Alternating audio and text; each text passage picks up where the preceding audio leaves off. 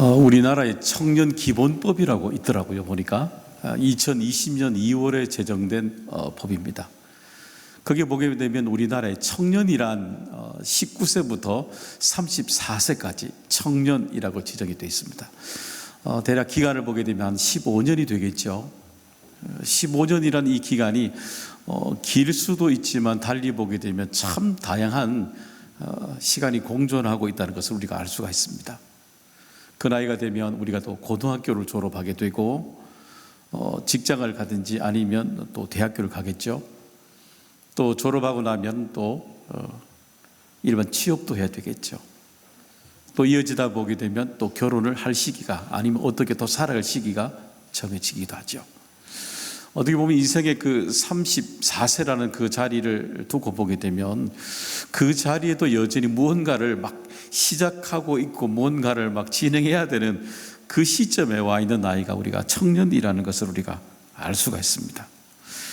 왜냐하면 우리도 다 알고 있지만 그 청년 시절에 우리가 생각하는 대로 그 인생 그대로 살아가는 세월이 아니기 때문인 거죠.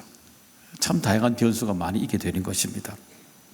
여러분, 그래서 이 땅에 그 시기에 청년으로 살아간다는 것은 여전히 참 다양합니다.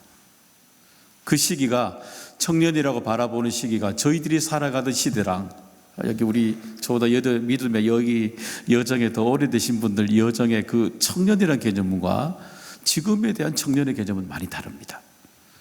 인식도 분명히 다르잖아요. 또 살아가는 어떤 방법이라고 그랬잖아요. 속도들도 너무 그때랑 지금이랑 청년들을 바라볼 때마다 그 인식들이 너무너무 달라져 가고 있습니다. 다른 개념인 거죠. 지금 차를 한번 볼까요? 차도 개념이 바뀌어가고 있지 않습니까? 차를 예전에 우리가 자동차라 그러면 제일 먼저 우리나라 사람들은 저도 그랬고요. 자동차를 그러면 엔진을 먼저 봤습니다. 그 차량을 얘기할 때에 엔진의 성능이 얼마나 되는지 우리도 기름에 민감하지 않습니까? 거기에 우리는 자동차 그러면 대부분이 그전에는 엔진이라고 이 얘기도 과언이 아니었습니다. 근데 요즘에는 자동차를 엔진이라고 부르는 사람은 별로 없습니다. 바뀌었습니다. 테슬라가 주로 나오면서 자동차는 엔진이다라고 부르지 않고 자동차를 뭐라 부르냐면은 소프트웨어라고 부릅니다. 바뀐 겁니다. 그러니까 자동차가 엔진으로 쭉 굴러가는 것이 아니라 자동차 안에 무엇을 담고 있는가라고 내용으로 얘기하게 되는 겁니다. 바뀐 거죠. 청년들도 그래요. 이 시대 청년으로 살아가는 건 여전히 우리가 살고 있는 시대와 지금 시대에 살아가는 청년들의 개념이 정말 많이 바뀌어가고 있다는 겁니다. 오늘 본문에 보시면 그 청년의 때를 우리에게 말씀해 주시고 있습니다. 그러면 이 청년의 때에 무엇을 그 내용을 담아야 할까요? 그것은 먼저 청년의 때에 바로 수정하는 경험을 담아야 한다는 것입니다. 혹시 여러분 니트족이라고 들어보셨습니까? 저도 이 설교를 준비하면서 찾아보니까 니트족이 우리나라에 니트족 그러면은 무직자를 말하는 거죠. 특별히 청년 무직자를 니트족이라고 말합니다. 또 아직까지 새로운 일을 하지 못하고 있고 일할 의지가 꺾여버린 청년들, 그들 향해서 니트족이라고 이야기하고 있습니다. 한번 영어로도 한번 잠시 볼까요? 이렇게 되어 있습니다. 그래서 우리가 니트족이라고 이렇게 부르죠. 여기 보면 정부가 지원하는 시책도 여기에 달려져 있습니다. 여기 보면 특별히 전 단어 중에 특별히 저는 트레이닝이라는 단어가 참 마음에 드는 것 같습니다. 트레이닝이라는 단어. 우리가 훈련이라 말할 수 있고 좀 연습이라도 그럴 수도 있잖아요. 저는 달리 이 단어를 보면서 이 트레이닝이라는 단어가 이 청년 세대들에게 기회란 단어도 될 수 있겠다라는 생각이 듭니다. 왜냐하면 이때에 새로운 도전을 꿈꿀 수 있는 시기가 되기 때문인 거죠. 그러면 이 시기에 어떻게 우리 청년들이 자신을 찾아갈 수 있겠어요? 그것은 청년 때에 도전과 또 수정함을 통해서 청년 때에 주어지는 경험들을 만들어 갈 수가 있습니다. 9절에 우리 하나님의 시각을 한번 볼까요? 읽어보겠습니다. 청년이여 내 어린 때를 즐거워하며 내 청년의 날들을 마음에 기뻐하여 마음에 원하는 길들과 내 눈이 보는 대로 행하라. 그렇죠. 여기 보니까 행하라입니다.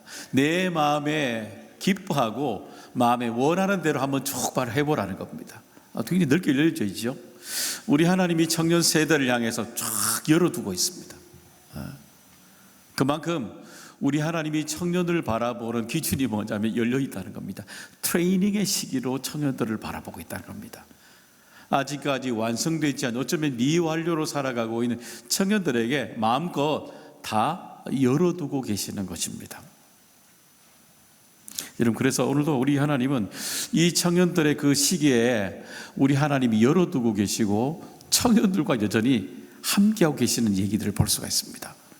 우리 성경에 보면 가장 청년 때에 고민이 많았던 청년 하나를 볼 수가 있습니다. 어디냐면은 열왕기 상행 보게 되면 8장에 보게 되면 갓 왕이 된 솔로몬의 이야기를 볼 수가 있습니다. 그 성년을 이 솔로몬이 청년 이제 왕이 되었을 때 그 나이를 언제로 보냐 하면은 아마 대략 학자들마다 아마 7세, 8세 이후로부터 대략 한 21, 2세 중간의 나이로 아마 솔로몬의 나이를 그때로 보고 있습니다. 근데 청년인 거죠. 그 솔로몬이 청년 때에 이제 왕이 된 겁니다. 왕이 되었지만 얼마나 고민이 많겠어요. 그 청년 때 어쩌면 좀 이기적이고 싶을 때가 바로 그 나이 아닙니까? 청년 때 자기 중심적으로 살아보고 더 살아보고 싶은 때가 바로 그 나이지 않습니까? 그런데 솔로몬에게는 자기가 없는 겁니다. 왜냐하면 왕이잖아요. 그 당시에 이 다윗의 마지막에 사마 24장에 보게 되면 인구 조사를 하게 됩니다. 군사들이죠. 20세 이상 군사들 남북으로 조사를 했을 때 대략 130만 명이었습니다. 그러면 4인 가족으로 잡으면 전체 이스라엘 전체 남북으로 인원이 얼마 되냐면은 500만이 조금 넘는다고 생각할 수가 있는 거죠. 그러면 그때 광야에 나갔던 이 모세가 함께했던 사람이 200만 명이라면 이 솔로몬이 마주했던 사람들 대상은 몇만 명이냐면 500만 명을 대하고 있는 겁니다. 쉽겠어요? 굉장히 어려운 거죠. 500만 명의 매일마다 일어날 사건 사고가 얼마나 많겠어요? 그때마다 왕으로서 그 나라를 다스릴 일들이 정말 어렵지 않겠어요? 너무 어려울 겁니다. 그때 그 솔로몬이 하나님 앞에 솔로몬이 자신의 마음속에 있는 그 고민을 기도로 하나님 앞에 이렇게 고백합니다. 열왕기상 우리 8장 7절의 말씀 읽어보겠습니다. 나의 하나님 여호와여, 주께서 종으로 조행 아버지 다윗을 대신하여 왕이 되게 하셨사오나 종은 작은 아이라 출입할 줄을 알지 못하고. 그렇죠. 여기 보니까 솔로몬이 뭐라고 말하냐면 하나님, 저는 작은 아이라 이렇게 표현합니다. 그들 풀어내면 하나님, 저는 아무것도 할 줄 모릅니다 이렇게 됩니다. 하나님, 제가 아무것도 할 수 없습니다 라고 하나님 앞에 왕이 되었는데도 모든 걸 소유하고 가지고 있는 이때가 아닙니까? 권력이 있잖아요. 수많은 사람 다른 사람이 있죠. 재물이 있잖아요. 근데 그가 하나님 앞에 직면했을 때 그 모습을 어떻게 표현하자면 하나님, 저 아무것도 할 수 없어요. 아무것도 할 수 없습니다 라고 하나님 앞에 기도합니다. 여러분, 종종 우리들도 이렇게 기도할 때가 있잖아요. 여러분, 어떤 때 여러분 이런 기도를 되던가요? 우리 여기 청년들도 일부터 예배 드리는 우리 청년들도 있잖아요.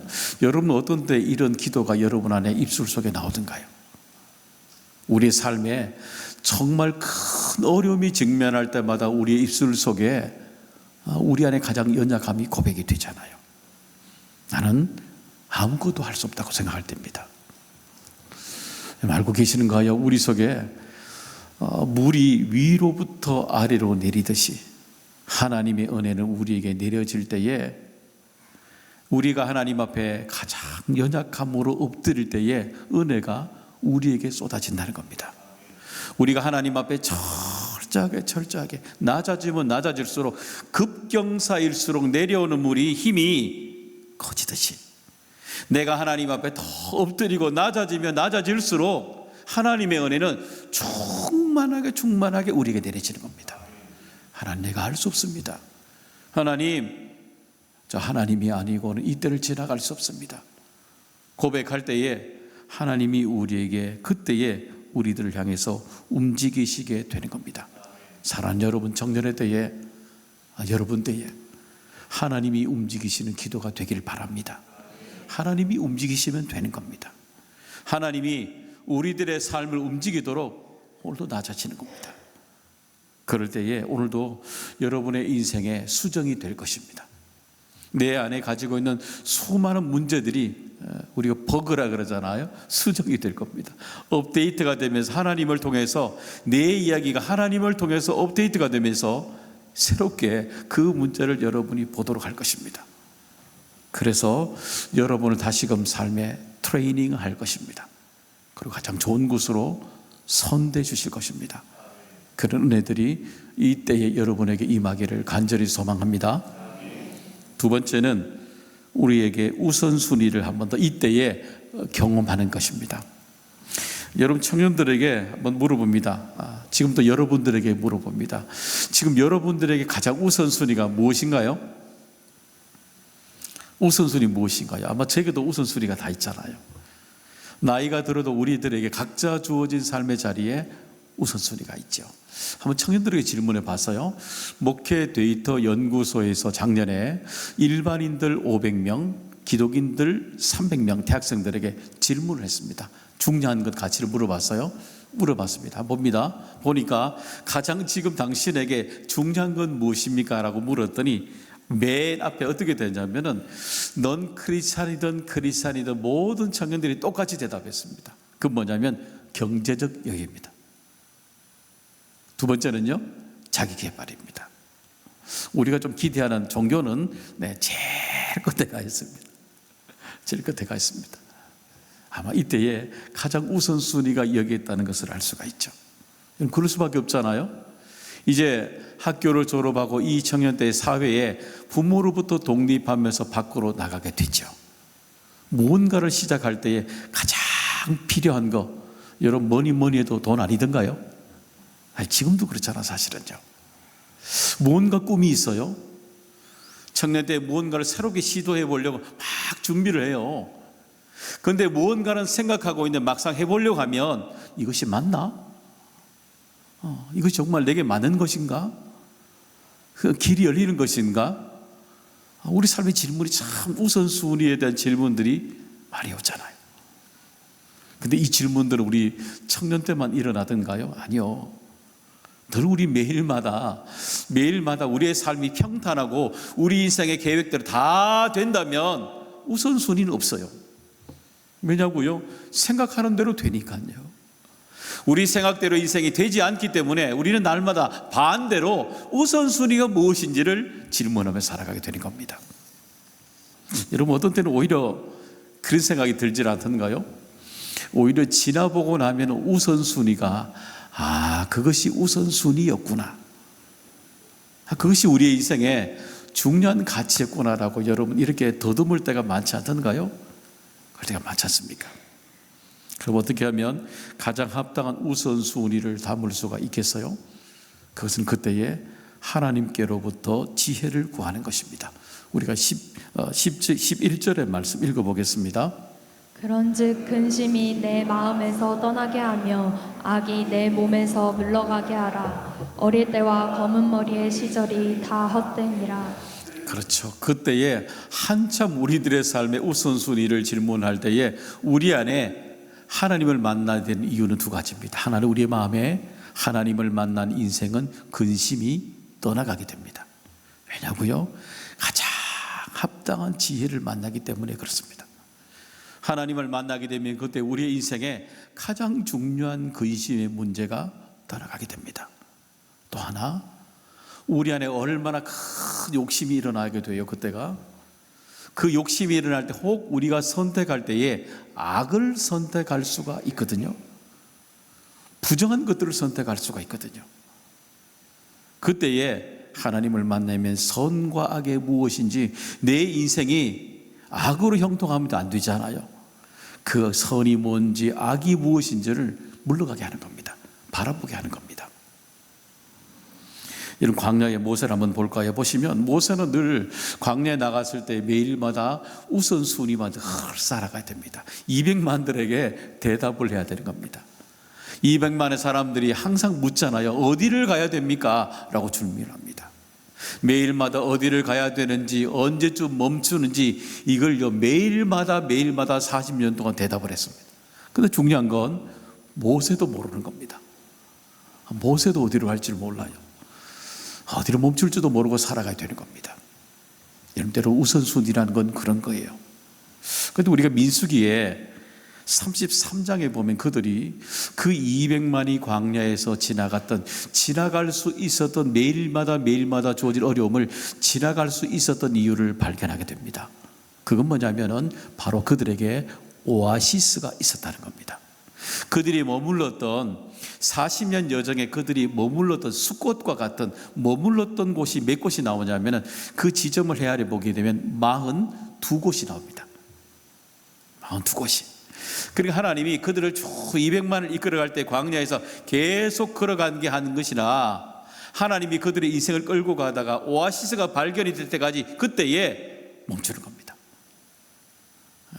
우리 종종 중간에 힘이 들면 멈추잖아요. 그게 아니라 하나님은 우리 인생에 가장 쉴 만한 그들의 인생에 오아시스가 될 만한 그 자리 때마다 멈추는 겁니다. 그곳에서 그들의 삶을 정지하고 멈추고 볼 수 있도록 했던 겁니다. 그들이 그 오아시스 42곳에서 그 200만이 무엇을 생각했겠어요? 여러분, 아마 그들이 걸어오면서 가져왔던 수많은 근심과 걱정의 얘기들을 물 한 잔을 마시면서 흘려보냈을 것입니다.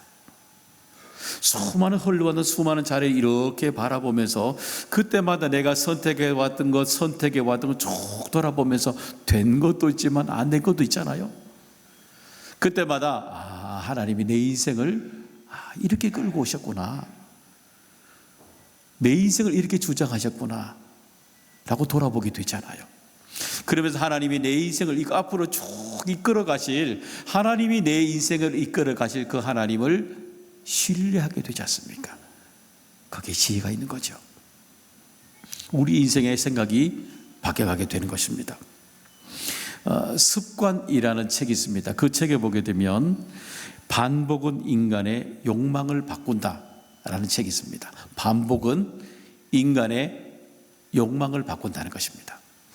거기 보게 되면 그 책에서 영국에서 한 유치원에 실험했던 얘기를 다루고 있습니다.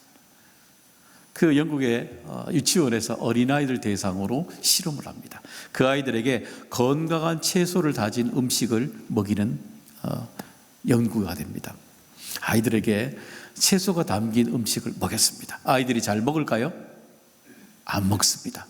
여러분, 전 세계적으로 아이들의 입맛은 똑같습니다. 안 먹습니다. 당연히. 그러니까 어떻게 하면 이 채소로 다진 음식을 먹일까 싶어서 표도 안 날 정도로 조금씩 먹이기 시작합니다. 2개월 동안 계속해서 반복해서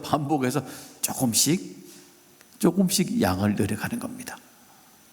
그리고 2개월 동안 조금씩 늘려가면서, 그리고 나중에 2개월 돼서 아이들의 건강에 들어가야 될 양만큼 아이들에게 채소를 다 넣어줬는데 그때도 아이들이 맛있게 그대로 먹더라는 겁니다. 거기에서 그 책은 얘기합니다.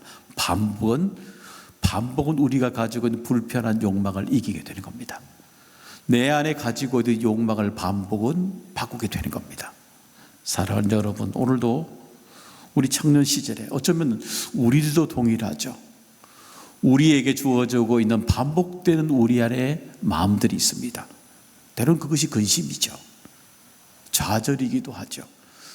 때로는 희망 없음이 우리 속에 반복이 되죠. 그럴 때마다 여러분, 무엇을 반복하며 살아가시겠습니까? 그 좌절이, 우리에게 근심이 여러분의 욕망이 되도록, 여러분을 무너뜨리도록 반복하시겠습니까? 그게 아니라는 겁니다. 그리 아니하실지라도 하나님이 우리 속에 다스릴 지혜를 통해서 내 안에 가지고 있는 욕망을 하나님이 건강 주시는 욕망으로 바꾸어 나가는 겁니다. 담아내는 겁니다. 그럴 때마다 우리 인생에 찾아오는 근심을 감사함으로 바꾸실 것입니다. 우리 속에 담아오고 있는 이 욕망들을 하나님은 우리들에게 분별로 바꿔내 주실 것입니다. 사랑하는 여러분, 오늘도 여러분의 인생의 우선순위가 그때마다 하나님이 여러분에게 오아시스가 되어 주신다는 사실을, 때론 멈춤으로 하신다는 사실을, 여러분에게 피난처가 된다는 사실을 여러분 기억하실 수 있는 우리 모두가 되기를 간절히 소망합니다. 세 번째는 우리에게 우리 인생의 청년의 때에, 또 저희들 때죠, 하나님과 독대하는 경험을 가지는 것이 중요하다는 것입니다.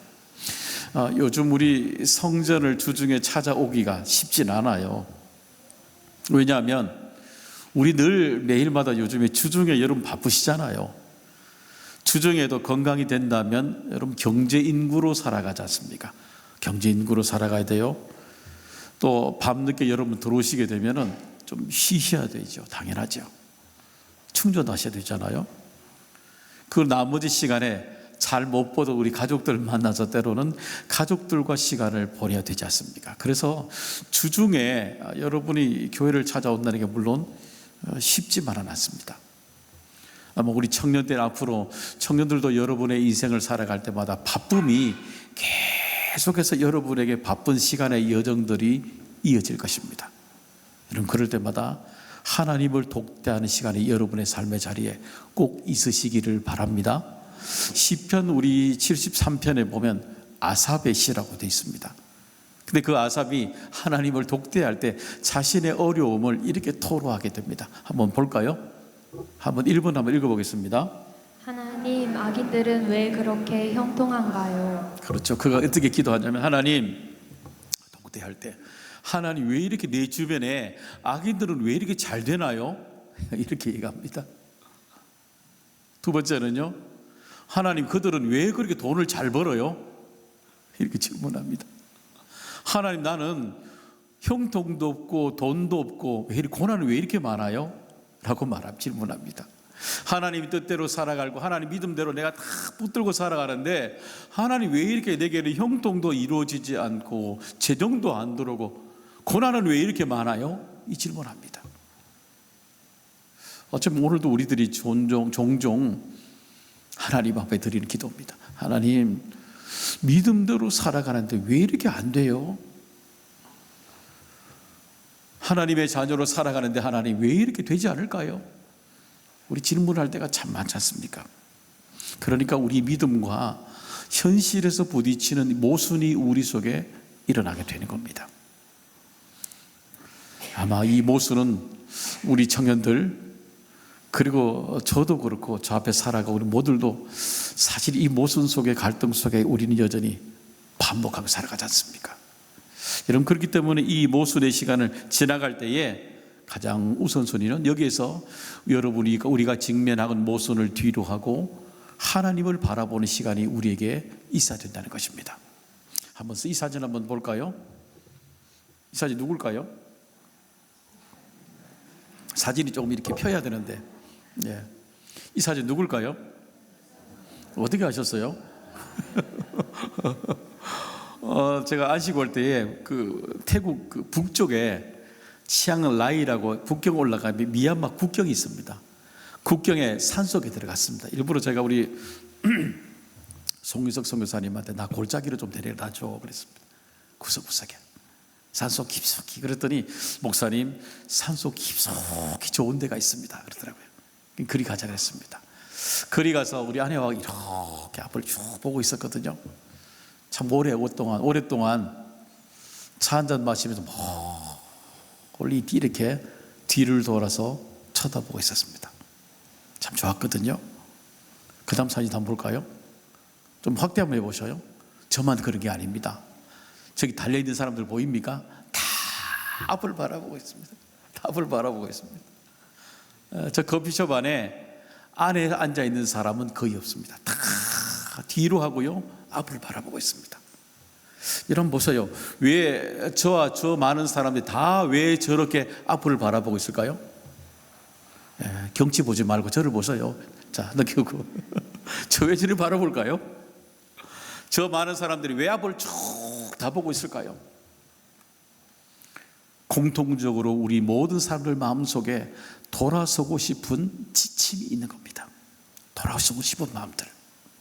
근데 이 돌아서고 싶은 마음이 쉽지는 않아요. 왜냐하면 내 앞에 늘 앞으로 바라보고 있는 것이 내게 너무 중요하거든요.